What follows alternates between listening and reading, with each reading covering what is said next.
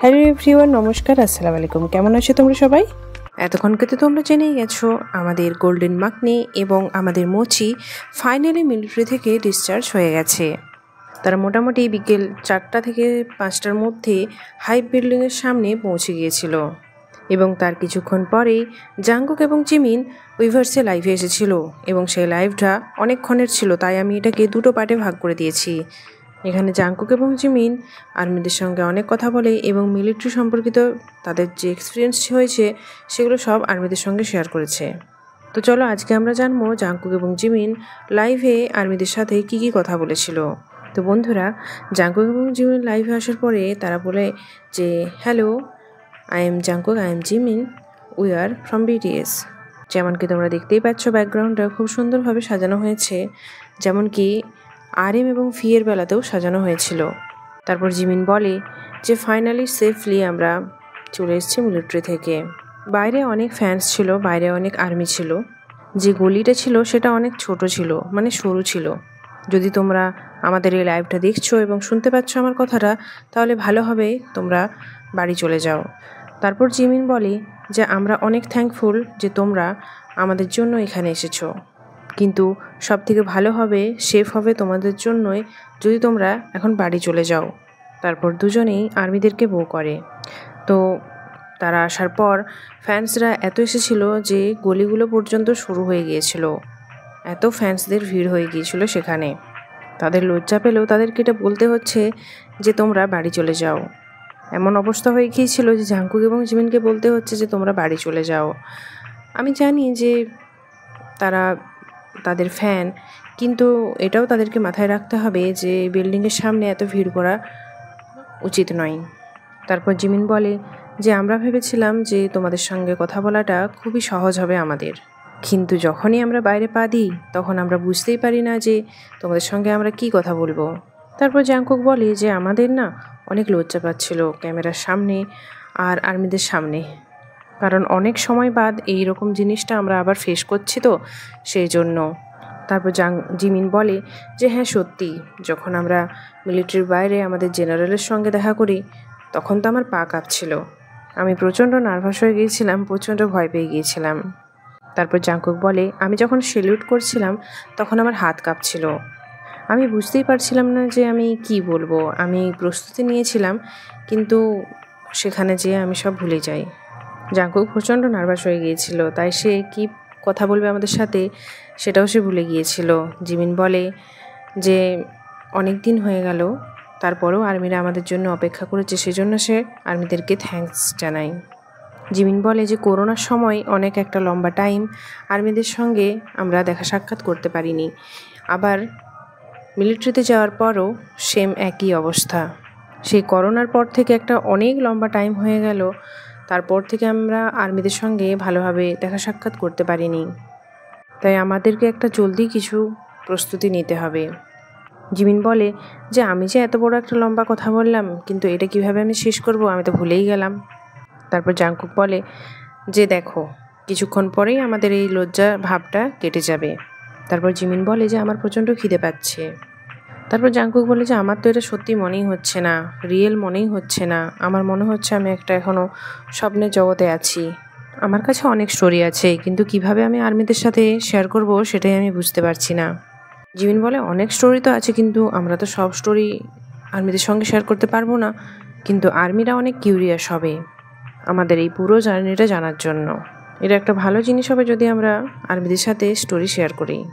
তারপর জাঙ্কুক বলে যে এত স্টোরি আছে যে আমি কিভাবে শেয়ার করবো আমি বুঝতেই পারছি না।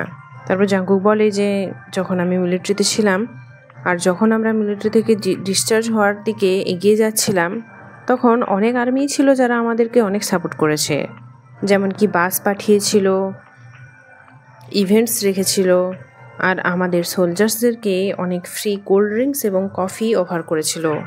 আমরা তাদের সবাইকে থ্যাঙ্কস জানাতে চাই, কিন্তু যখন রিপোর্টার্স আসে তখন আমরা একদম ব্ল্যাঙ্ক হয়ে গিয়েছিলাম। জাঙ্কুক বলে যে আমি এটা বলতে চেয়েছিলাম তখন ওখানে দাঁড়িয়ে যে এই যে পুরো 1.5 বছরের যে জার্নিটা, এটা একটা অনেক বড় সময় ছিল। সেই টাইমটা আমরা আর্মিদের জন্য কিছুই করতে পারিনি, কিন্তু আর্মিরা আমাদের জন্য ওয়েট করেছে। এবার এখন আমাদের দিন চলে এসেছে যাতে আমরা আর্মিদেরকে এবার কিছু দিতে পারি। আর্মিরা যেটা আমাদেরকে দিয়েছে সেটা আমরা তাদেরকে অন্যভাবে ফেরত দিতে চাই এবং সেইভাবে দিয়ে আর্মিদেরকে আমরা থ্যাঙ্কস জানাতে চাই। এটা বলার পর জাংকুক জিমিনের দিকে তাকায়। তারপর জিমিন বলে যে আমিও কিছু বলতে চাই, কিন্তু আমার দাঁতে একটা কিছু ঢুকে গেছে। তারপর জাংকুক বলে যে তুমি কিছুক্ষণ বলবে কি কিছু কথা? জিমিন বলে যে হ্যাঁ আমি বলতে চাই, কিন্তু আমার দাঁতটা ঠিক হচ্ছে না। জিমিনের দাঁতে কিছু আসলে লেগে গিয়েছিল। তারপর জিমিন উঠে যায় এবং সেটাকে ঠিক করে আসে। তারপর এসে জিমিন বলে যে সত্যি কথা বলতে আমরা যখন এনলিস্ট হয়েছিলাম মিলিটারিতে তখন আমি খুব চিন্তায় ছিলাম। জাংকুক বলে আমি অ্যাকচুয়ালি ওই টাইমে চিন্তায় ছিলাম না। তখন জিমিন বলে সত্যি? তখন জাংকুক বলে হ্যাঁ। তারপর জিমিন বলে ঠিক আছে, তোমার মধ্যে অনেক চেঞ্জেস চলে এসছে এই মিলিটারিতে যাওয়ার পরে। তখন জাংকুক বলে আরে তুমি এরকম কেন বলছো আমাকে? তখন জিমিন বলে যে আমি তো এটা বলতে চাইছি যখন আমরা ট্রেনিং সেন্টারে গিয়েছিলাম তখন আমি অনেক প্রেশারে ছিলাম, কিন্তু জাংকুক ঠিক ছিল। মিলিটারি সেন্টারে যাওয়ার পর 5 সপ্তাহ আমার প্রচণ্ড হার্ড টাইম গিয়েছে, কারণ সেখানের খাবার দাবার একরকম ছিল, শোবার জায়গা একরকমের ছিল। যে সমস্ত কিছু প্রবলেমগুলো হচ্ছিল সেই সময় আমাকে জাংকুক আমার অনেক হেল্প করেছিল। তারপর জাংকুক আমাকে বলতো তার পরের দিনে ও হিয়ং দেখো একদিন পেরিয়ে গেল, অলরেডি 2 দিন হয়ে গেছে, সময়টা কত জলদি পেরিয়ে যাচ্ছে। আর এইভাবেই আমার অনেক ভালো লাগতো। তারপর জিমিন বলে যে যখন আমাদের বেস অ্যাসাইন্ড হচ্ছিল তখন আমরা এদিক ওদিক আলাদা হয়ে যাই, আমরা আর একসাথে থাকি না। তখন জাংকুককে অনেক কষ্ট করতে হয়েছে কারণ জাংকুক সেখানে একা ছিল। তখন আমি জাংকুককে বলতাম জাংকুক একদিন দেখো পেরিয়ে গেছে, দেখো দিনগুলো জলদি পেরিয়ে যাবে। তারপর জাংকুক হাসে, এই কিছুদিনে আমরা অনেক কিছু শিখে গিয়েছি, আমরা বুঝতেই পারছি না যে আমরা কতটা বদলে গিয়েছি। তখন জিমিন বলে হ্যাঁ এই জিনিসটার মানেটা অনেকেই বুঝতে পারবে না, কিন্তু আমার জীবনে এই জার্নিটার একটা ডিপ মিনিং রয়েছে, আর আমার সারা জীবন মনে থাকবে যে আমি সোলজার্সের কাছ থেকে কী কী শিখেছি। জাংকুক বলে ইন দিস মুভমেন্ট অনেক মানুষ আছে যারা এই সময় অনেক কষ্ট করছে, অনেক পরিশ্রম করছে, যার জন্য আমরা অনেক সেফলি থাকতে পারি। তারপর জিমিন বলে কিছু বলো না, কিছু বলো তুমি ওদের ব্যাপারে। তারপর জাংকুক বলে যে কখনো কখনো চুপ থাকাটাই ভালো। তারপর জিমিন হেসে বলে হ্যাঁ এই চিন্তা ভাবনাটাও ঠিক আছে। জিমিন বলে সময়টা জলদিও পেরিয়ে যায়নি, একটা ভালো রকম টাইম আমরা পেরিয়েছি। একবার আমাদের এইটা মনে হতো যে 1 সপ্তাহটা 1 মাসের মতন। তারপর জিমিন বলে সেখানে অনেক লোক ছিল, টাইমটাও পেরোতো না, আমরা অনেক রকম জিনিস করতাম সেখানে, সত্যিই অনেকটা টাইম পেরিয়ে গেছে। তারপর জাংকুক বলে এমন মনে হচ্ছে যেন 3 বছর পেরিয়ে গিয়েছে, আমি তো অপেক্ষাই করতে পারছিলাম না যে আমি কখন আর্মিদের সঙ্গে দেখা করব। জিমিন বলে যে এমন কতকগুলো রাত গিয়েছে আমার জীবনে যে সময়টা আমি ঘুমোইনি। জিমিন বলে যে রাতগুলো আমি ঘুমোতে পারতাম না সেই রাতগুলো আমরা বাইরে বেড়াতে যেতাম এবং আমরা কথা বলতাম যে আমরা কি করব। জাংকুক বলে যে হ্যাঁ আমরা অনেক প্র্যাকটিসের কথা বলতাম এবং জিমিন হিউংয়ের সঙ্গে কথা বলতাম যে আমরা কি ধরনের মিউজিক বানাবো বাইরে গিয়ে। জাংকুক বলে আমরা অনেক কিছু জিনিসের ব্যাপারে ভেবেছিলাম। জিমিন বলে যে আমরা সেখানে গিয়ে ভাবতাম যে কত ভালো হতো যদি বিটিএস এর সমস্ত মেম্বাররা এখানে থাকতো এবং একসাথে আমরা কাজ করতাম। জাংকুক বলে হ্যাঁ হ্যাঁ ঠিক বলেছ। জিমিন বলে যখন আমরা ইমোশনাল হয়ে যেতাম তখন আমরা অনেক বেশি ইমোশনাল হয়ে যেতাম সেখানে, কিন্তু আজকাল আমরা কম ইমোশনাল ফিল করছি। জাংকুক বলে যে হ্যাঁ আমরা একটু সিরিয়াস হয়ে গিয়েছিলাম তো তাই জন্য। জিমিন বলে আসলে আমি বেশি ইমোশনাল হই না, কিন্তু যখন আমরা কথা বলতে পারতাম না, ঘুমোতে পারতাম না, একে অপরের সাথে জিনিস শেয়ার করতে পারতাম না, তখন আমার মাথাটা ফেটে যেত। আর সেই কথাগুলো যখন আমি পরে তোমার সাথে শেয়ার করতাম তখন আমি ইমোশনাল হয়ে যেতাম। তারপর সেখানে বিটিএসের জুনিয়র টিএক্সটি ফ্লাওয়ার্স পাঠিয়েছিল বিটিএসের জন্য। জাংকুক বলে যে টিএক্সটির যে বাচ্চারা মানে আমাদের জুনিয়ররা তারা আমাদের জন্য ফ্লাওয়ার্স পাঠিয়েছে। জিমিন বলে যে এই ফ্লাওয়ার্সগুলো?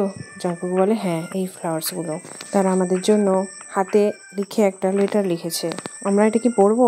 ঠিক মনে হচ্ছে তোমার? তখন জাংকুক বলে হ্যাঁ পড়া যাক, তারা নিশ্চয়ই আমাদের জন্য ভালো কিছুই লিখেছে। তখন জাংকুক বলে যে থ্যাংক ইউ সো মাচ যে তারা আমাদের জন্য এত কিছু লিখেছে। তারপর তারা টিএক্সটির মেসেজ পড়তে থাকে। বন্ধুরা জাংকুক এবং জিমিন লেটারটা পড়ার আগে তাদের জুনিয়র্সদের থ্যাংক ইউ জানায় যে তারা তাদের জন্য এত কিছু প্রিপেয়ার করেছে। তারপর তারা হাসতে থাকে ইয়নজুনের হ্যান্ডরাইটিং দেখে, অনেক বাজে হাতের লেখা ছিল। জাংকুক বলে ইয়নজুনের হাতের লেখাটা তো একদমই বাজে। জিমিনও হাসতে থাকে। জিমিন বলে আরে ভালোই তো লিখেছে, এরকম কেন বলছো, এখানে একটু বেশি আজব ভাবে লিখে দিয়েছে। তো বন্ধুরা জাংকুক এবং জিমিনের পার্ট 2 এর লাইভের এক্সপ্লেনেশনটা শোনার জন্য এক্ষুনি চ্যানেলটা সাবস্ক্রাইব করে দাও যাতে তোমরা এর পার্ট 2টা দেখতে পারো। তো পরে দেখা হচ্ছে, ততক্ষণ তোমরা নিজের খেয়াল রেখো। Take care and bye by.